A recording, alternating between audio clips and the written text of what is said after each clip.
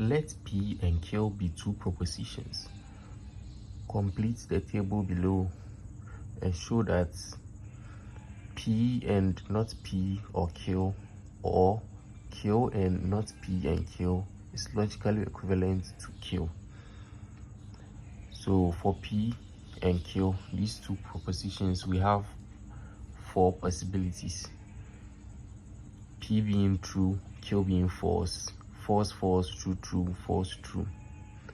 So for the negation of P, not P, we are going to negate whatever we have for P. So we have true, false, true, false. We are going to flip it. So for true, we change it to false. For false, we change it to true. So this is what we are going to have: false, true, false, true. And for not P and Q, we know for the AND operator, it's only true when both of them are true. So not P and Q, not P and Q, it's only true when both are true. So this, and the rest is false.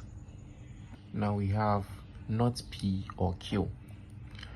The OR operator works, is only false. It's false only when both of them are false, else is true. So situations where both of them are false, are going to have false. So not P or Q, false, false, is only one. So in that case, it's false. Else it's true. Now for Q and not P and Q, so Q and not P and Q, so it's an AND operator, so we know it's true only when both of them are true.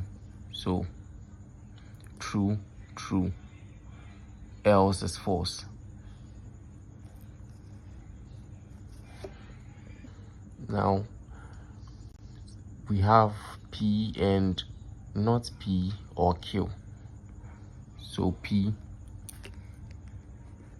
and not P or Q.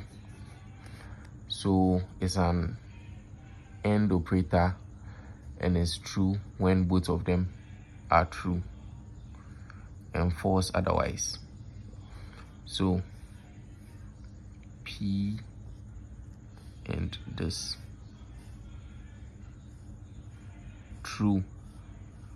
This is the only case where it's true. The rest is false. Now our T is this expression. For the sake of space, we call it T. So P and not P or Q and not P and Q. So this expression or this expression. So the OR gate is false only when both of them are false. So false, false, false,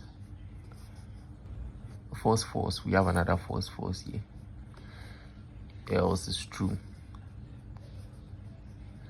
Okay, so we can see that the truth table for our T here is false, false, true, true, and it's the same as our Q, false, false, true, true.